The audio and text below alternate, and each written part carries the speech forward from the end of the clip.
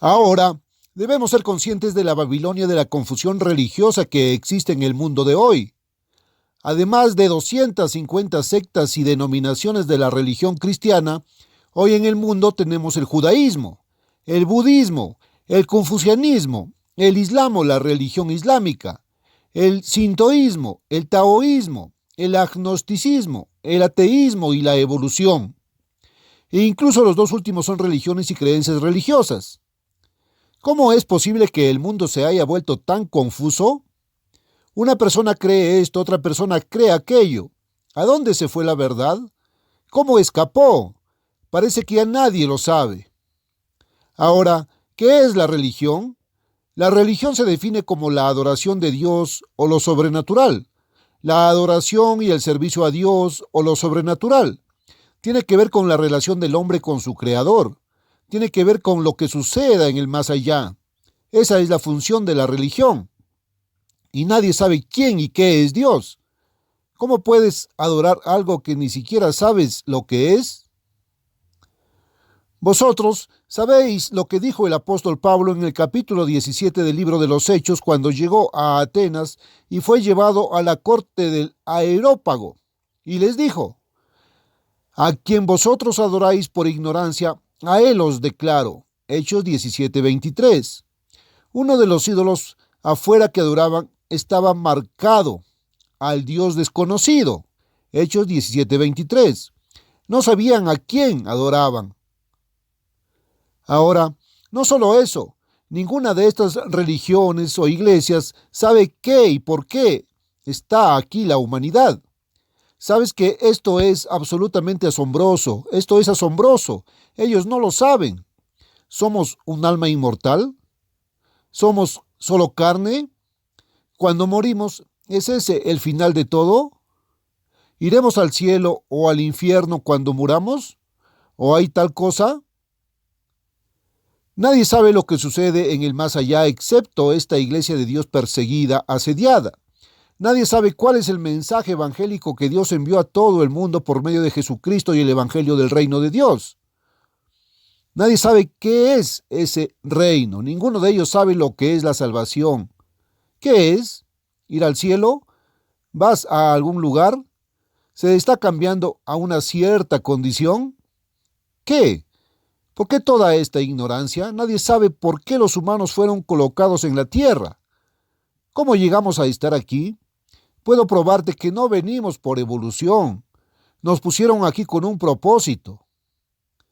Cuando pienso en la mente humana y sus maravillas y lo que la mente humana puede producir, la mente humana ha sido capaz de enviar hombres a la luna y hacer cabriolas alrededor de la luna, y caminar sobre ella y regresar a salvo a la tierra.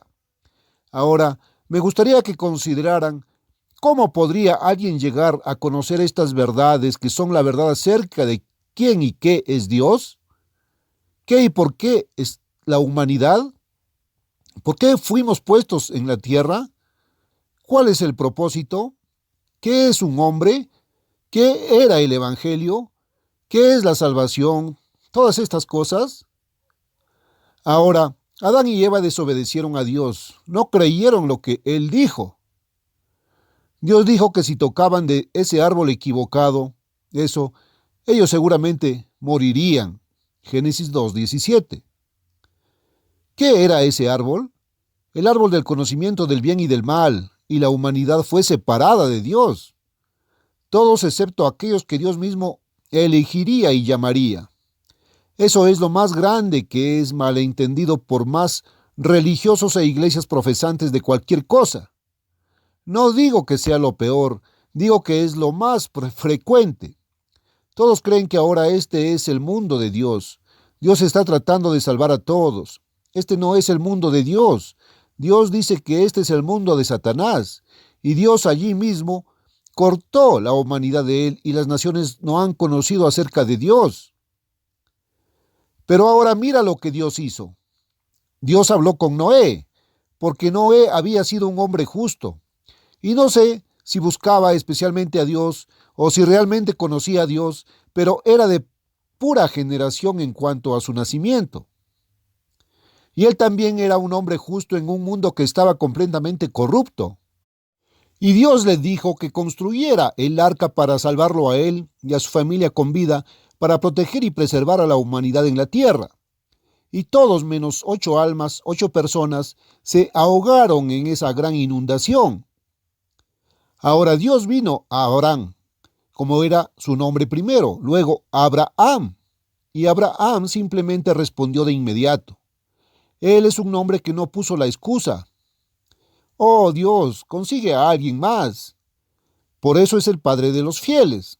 Es por eso que todas las promesas de la eternidad, tuya y mía, son las promesas que le fueron hechas a Abraham. Y en un sentido, espiritualmente, nos convertimos en hijos humanos de Abraham a través de Cristo si tenemos la salvación de Dios. Y luego vino, después de eso, Moisés. Moisés no buscó a Dios, no estaba tratando de encontrar a Dios. Moisés no estaba buscando estas verdades de las que les he estado hablando. Moisés no sabía nada de estas cosas que he estado mencionando. Y no solo tenía hambre de saber y buscar saber, nada por el estilo. Pero él regresaba de la casa de su suegro Jetro, y allí estaba esa zarza ardiente. Y por supuesto todos ustedes conocen muy bien ese incidente de la zarza ardiente. Lo vio antes de llegar a él, caminó hacia él y luego lo pasó. Luego se dio la vuelta y miró, y por alguna razón no parecía ver mucho. No sé si había un poco de leña o que estaba ardiendo, pero había muy poco allí. Y se preguntó, ¿por qué no se quema? Bueno, ahora la Biblia dice, Dios estaba en esa zarza y le habló, al menos la voz de Dios. Él dijo, Moisés, quítate los zapatos de los pies porque la tierra donde estás parado es tierra santa. Éxodo 3:5. ¿Qué lo hizo santo? La persona de Dios allí lo hizo santo. Ahora Dios le dijo a Moisés que lo había elegido y lo estaba llamando para sacar a sus compatriotas, los israelitas, de la esclavitud en Egipto. Pero Moisés no buscaba nada de eso. Él dijo, oh, espera, esto está en lenguaje moderno. Dijo, espera un minuto, Dios, solo cuenta conmigo. Verás, oh, no podría hacerlo. Dios, tengo un impedimento del habla. Él dice, yo tartamudeo. Dios dice, sé que tartamudeas y me he ocupado de eso. He elegido a tu hermano Aarón para que sea tu vocero y hable por ti. Harás lo que yo diga. Éxodo 4 del 10 al 16. Y Moisés lo hizo. Y así este conocimiento fue revelado a Moisés. ¿Cómo supo Moisés lo que hay en estos primeros 5 libros de la Biblia? Moisés no lo soñó. Le fue revelado por Dios y Dios habló directamente a Moisés. Esa es la única manera, de lo contrario nunca se habría enterado. Ahora, tomemos al apóstol Pablo, quien escribió la siguiente porción más grande de la Biblia, una gran cantidad de libros en el Nuevo Testamento. Pablo no estaba buscando a Dios necesariamente y ciertamente no estaba buscando a Cristo o al cristianismo. Él estaba buscando cristianos para arrastrarlos y ser perseguidos e incluso condenados a muerte. Pero Dios hizo que cayera cegado temporalmente. Y habló Dios con una voz que oyó, y el pueblo que estaba con él ni siquiera la oyó. Y Pablo dijo, bueno, ¿quién eres tú? Él dijo, yo soy Jesús a quien tú persigues. ¿Por qué me persigues? Bueno, él dijo, bueno, Señor, ¿qué quieres que haga? Hechos 9 del 4 al 6. Dios había dispuesto que un hombre de nombre Ananías le mostrara lo que había de hacer. Y Pablo tuvo 3 años que no se cuentan allá en Arabia, pero más tarde Pablo dijo, ¿no he visto a Cristo? 1 Corintios 9:1. ¿No he estado con Cristo? ¿Cómo obtuvo el apóstol Pablo el conocimiento que escribió en el Nuevo Testamento? Él lo obtuvo directamente de Cristo. ¿Cómo consiguieron los apóstoles originales lo que hicieron? Y bueno, algunos de ellos, Mateo, Santiago, Juan y Pedro, todos escribieron parte de la Biblia en el Nuevo Testamento. Lo obtuvieron directamente de Cristo. Ahora bien, si van a Juan 6 y el versículo 44, Jesús dijo, nadie puede venir a mí si el Padre que me envió no lo trajere. Juan 6:44. Si Dios no lo trae, si Dios no lo llama, no puede venir. Y si Dios no os hubiera llamado, ninguno de vosotros habría podido venir a Él. Dios no está tratando de salvar al mundo ahora. Permítanme ir un poco más allá, una escritura más, Romanos 3:11, donde dice, no hay quien entienda, no hay quien busque a Dios, Romanos 3:11. La gente realmente no está buscando a Dios y no han estado buscando a Dios. Abraham no buscó a Dios. Dios acaba de llamar a Abraham. Ahora, Abraham es un poco diferente de la mayoría de los otros hombres. Cuando Dios lo llamó, no dijo, oh Dios, no lo sé, solo no me cuentes.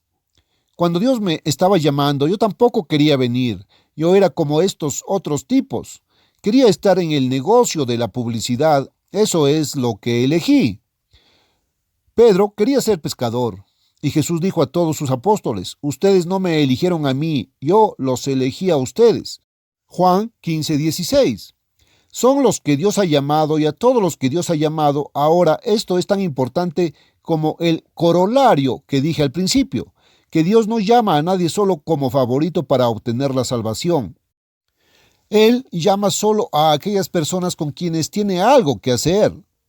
Ahora, sé cómo me llamaban. Como Dios derribó al apóstol Pablo y lo cegó temporalmente, aunque fue restaurado después que despertó y decidió que serviría a Jesucristo. Dios me golpeó de una manera completamente diferente y creo que todos ustedes lo saben. Ahora, para acortar una larga historia, mi mente fue limpiada. Y yo dije, aquí está la palabra de Dios, creeré lo que dice. Y poco a poco Dios comenzó a revelarme lo que dijo. Pues esta obra conoce y entiende la verdad de Dios. Las profecías del Antiguo Testamento lo tenían revelado por Dios. Los apóstoles del Nuevo Testamento fueron enseñados por Cristo. Y Jesús es la palabra personal de Dios. Y como dije hace un rato, la Biblia es la palabra de Dios impresa o escrita. Y no lo tenían impreso. Ustedes saben, hasta hace unos 400 años, hace 400 o 500 años. Saben, creo que si hubiera encontrado algo así, realmente lo apreciaría, hermanos. Realmente creo que lo haría. Ahora bien, hay dos profecías para nuestro tiempo sobre las que me gustaría llamar su atención. Allá en el capítulo 40 de Isaías, leerá aquí, la voz del que clama en el desierto. Ahora esto estaba hablando de Juan el Bautista en el desierto del río Jordán, preparando el camino para la primera venida de Cristo. Los pasajes del Nuevo Testamento lo hacen absolutamente cierto, diciendo, preparad el camino del Señor, enderezad calzada en el desierto para nuestro Dios. Isaías 43. Ahora, en el versículo 6 dice de nuevo, la voz dijo, llora. Y él dijo, ¿qué he de llorar? Isaías 46. Ahora, la escena comienza a cambiar, y llegando al versículo 9 es una cosa completamente diferente. Ahora quiero que se fijen en el versículo 9. Oh Sión, ahora Sión significa la ciudad de David, justo al sur de Jerusalén, es decir, del muro del templo de Jerusalén, la antigua ciudad de David, o significa la iglesia. Ahora la iglesia a menudo se llama Sión en la Biblia. Oh Sión, que traes buenas nuevas, sube al monte alto. Isaías 49. Ahora, buenas nuevas son buenas noticias. ¿Y cuál es la definición de la palabra evangelio? Significa buenas noticias. Así que esto está hablando de Sión que trae el evangelio. Eso no puede significar los terrenos físicos al sur de Jerusalén. Por lo tanto, tiene que significar la iglesia. No significa el movimiento sionista, porque nunca han llegado a conocer el evangelio. Entonces significa la iglesia. Jerusalén que traes buenas nuevas. Isaías 40. Oh Sión, que traes buenas nuevas, sube al monte alto, oh Jerusalén, que traes, ver el evangelio, buenas nuevas, levántate, alza tu voz con fuerza. Isaías 49. Ahora, alza tu voz con fuerza. Isaías 49. No dijo eso para Juan el Bautista en la primera venida de Cristo, pero hoy tenemos cosas que ellos no tenían en esos días. Tengo un micrófono aquí mismo, tenemos amplificación de sonido, y esto dice, alza tu voz con fuerza, levántala, no temas, y no voy a tener miedo. Di a las ciudades de Judá, he aquí tu Dios. Isaías 49. Dios está preparando el camino para que diga eso mismo ante las ciudades de Judá, o los pueblos y aldeas de Judá, como lo dan algunas de las traducciones en el idioma inglés. He aquí, el Señor Dios vendrá con mano fuerte, y su recompensa está con él, y su obra delante de él. Isaías 40:10. Y otro lugar que su brazo gobernará por él. Isaías 40:10. Resulta que soy Armstrong. De cualquier manera que quieras registrar eso, si hay algún significado en eso, no lo hago saber. He aquí, el Señor Dios vendrá con mano fuerte, y su brazo se enseñoreará de él. He aquí, su galardón está con él, y su obra delante de él. Isaías 40:10. Hermanos, estamos haciendo ese trabajo. ¿Cómo lo llamamos? Lo llamamos la obra, y es antes de su venida. Ahora, esa voz va a gritar, y Juan el Bautista fue solo un precursor. Ahora, no pretendo de ninguna manera menospreciar a Juan el Bautista, porque Jesucristo dijo: de todos los hombres que han nacido, ninguno fue más grande que Juan el Bautista. Mateo 11:11. No es cuán grande es el hombre, estoy hablando de cuán grande es la misión misma. Y creo que en lo que respecta a la grandeza del hombre, creo que hemos estado degenerando todo el tiempo. No creo que seamos tan buenos hoy como lo fueron ellos en ese tiempo. Pero a continuación me gustaría que noten en Malaquías, el 3er capítulo, el último libro del Antiguo Testamento. He aquí, enviaré a mi mensajero, y él preparará el camino delante de mí, y el Señor a quien vosotros buscáis, que es Cristo, vendrá súbitamente a su templo. Sí, el mensajero del pacto, en quien os deleitáis, él vendrá. Malaquías 3:1. Ahora bien, eso tiene una doble aplicación. Y en Mateo, Marcos y Juan en el Nuevo Testamento encontrarás que Juan el Bautista fue el hombre identificado allí. Pero sigue leyendo un poco, el siguiente verso dice: pero, ¿quién soportará el día de su venida? ¿Y quién estará de pie cuando Él aparezca? Porque Él es como fuego fundidor y como jabón de lavadores, y se sentará como fundidor y purificador de la plata, y purificará los hijos de Leví, y los purifica como a oro y como a plata, para que presenten al Señor o al Eterno una ofrenda de justicia. Malaquías 3, del 2 al 3. ¿Sucedió eso alguna vez en la primera venida de Jesucristo? De nada. Entonces, la ofrenda de Judá y de Jerusalén será agradable al Eterno, como en los días antiguos y como en los años pasados. Y yo me acercaré a vosotros para juzgar. Él no hizo eso cuando Jesús vino la primera vez. Y seré pronto testigo contra los hechiceros y contra los adúlteros y contra los que juran y contra los que se oponen al jornalero en su salario, a la viuda, al huérfano, y los que desvían de la derecha al extranjero, y no me temen, dice el Eterno de los ejércitos. Malaquías 3, 4, 5. Todos esos versículos muestran que este mensajero prepara el camino como mensajero antes de la segunda venida de Cristo. Así como fue en la profecía en el capítulo 40 de Isaías, aquí hay una dualidad. Primero estaba Juan el Bautista en el desierto del río Jordán, preparando el camino para que un Jesús físico viniera a un edificio físico y a un pueblo físico, con una profecía de que él construiría su reino. En segundo lugar, hay un mensajero que viene anunciando desde el desierto espiritual de todas estas religiones y el mundo mezclado en confusión hoy, anunciando la pronta venida de Cristo para gobernar a todas las naciones con vara de hierro y traernos paz por fin. Hablo con hombres que no conocen el camino de la paz, los jefes de gobierno. Una de las últimas cosas que hizo el emperador Haile Selassie antes de que se lo llevaran y muriera en cautiverio por el derrocamiento de su gobierno fue enviarme felicitaciones por mis 82 años. Algunos de esos ya no están aquí, que he conocido, y es notable cómo los tronos y las naciones están siendo derrocados, tal como leerás en Ageo, los tronos de las naciones. Ahora, nadie conoce el camino a la paz mundial. Voy por el mundo y probablemente conozco a más jefes de gobierno, reyes, presidentes, emperadores, de los cuales solo queda uno ahora. Había dos de los cuales los he conocido a ambos, y primeros ministros que casi nadie, o debería decir Henry Kissinger. Pero voy como un embajador sin cartera, un embajador por la paz mundial, y voy proclamando la única esperanza segura de esa paz mundial. Hablo con estos reyes, no para tratar de convertirlos. Les hablo de sus propios problemas, porque de eso les hablaría Jesucristo si estuviera aquí. Problemas que son demasiado grandes para que ellos los puedan manejar. Un rey de una gran nación muy conocida me dijo: Señor Armstrong, necesito su ayuda, y usted es el único que puede ayudarme. Nadie más puede ayudarme. Él tenía un problema. Su gente de la montaña era analfabeta y había pasado de cultivar alimentos, vegetación y demás, verduras, habían pasado a cultivar amapolas para el tráfico de narcóticos, y quiso liquidarlo. Envié un equipo de unos 7 de nuestros hombres allí para investigar durante 10 días qué se necesitaba y qué ayuda podíamos brindar.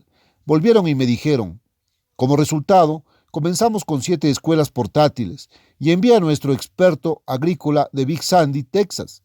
Si íbamos a ayudar a transferir y educar a esos agricultores analfabetos para que volvieran a cultivar alimentos, también teníamos que proporcionar un mercado para sus productos. Y lo hemos logrado. Esa es una de las cosas que hemos hecho. Si alguien, excepto alguien que represente a Jesucristo, lo hubiera hecho, el mundo lo elogiaría hasta los cielos. La razón es porque yo represento a Jesucristo y este mundo no quiere a Jesucristo, no lo cree. Adán y Eva no creyeron lo que Dios dijo cuando lo vieron en persona. Jesucristo predicó a miles cuando estuvo aquí y solo 120 creyeron lo que dijo, como encontrarán en el mismo versículo 15 del primer capítulo del libro de los Hechos. Ellos simplemente no creyeron lo que Él dijo. Más tarde, pudimos duplicar eso en 12 escuelas portátiles, y en realidad tuvieron que ser sus militares quienes lo lograron, porque estaba muy cerca de la frontera comunista. Y la última vez que vi al rey de Tailandia, el rey Bhumibol, la última vez que vi a este rey dije: por cierto, ¿cómo llegamos a este programa con el que estamos cooperando? Él dice: el 95% del comercio de opio ha sido erradicado y el 95% se ha vuelto a cultivar vegetales y alimentos. Bueno, hoy, en la última parte del siglo XX, aquí está lo que dijo el mismo Jesucristo en Mateo 24 y versículo 14. Cuando le pidieron una señal a Jesús: ¿cómo sabrán cuando estamos cerca del fin de este mundo y justo antes de que Cristo venga por el maravilloso mundo de mañana? La única esperanza segura del mundo, porque ahora estamos en tiempos realmente terribles y todos lo saben, es un mundo lleno de males de casi todo tipo. Pero Él dijo: será predicado este evangelio del reino en todo el mundo para testimonio a todas las naciones y entonces vendrá el fin. Mateo 24:14. Ahora, ese es el evangelio del reino. Ese es el evangelio que predicamos. Para eso hemos sido llamados. Ese es el propósito de esta iglesia. Ahora, hoy, desde esta iglesia de Dios, una voz clama con poder amplificado. El poder de la radio y la televisión, y con la imprenta y los múltiples millones de ejemplares, una revista que ahora ha superado a algunas de las grandes revistas semanales. Como clamó Juan el Bautista desde el desierto físico hace 1900 años del río Jordán, sobre la venida del Jesús físico humano, al templo material construido de piedra y otros materiales, maderas y otros materiales, y al pueblo físico de Judá anunciando el futuro de más de 1900 años del establecimiento del reino de Dios. Así, hoy el Cristo viviente está enviando a esta iglesia a clamar desde el desierto espiritual de la confusión religiosa, anunciando la pronta venida del Cristo glorificado y todopoderoso a su templo espiritual. Y ese templo al que Él viene es un templo espiritual, que es esta iglesia que será entonces nacida de nuevo. Es una pena que tantos no entiendan lo que Dios quiere decir y la Biblia quiere decir con nacer de nuevo.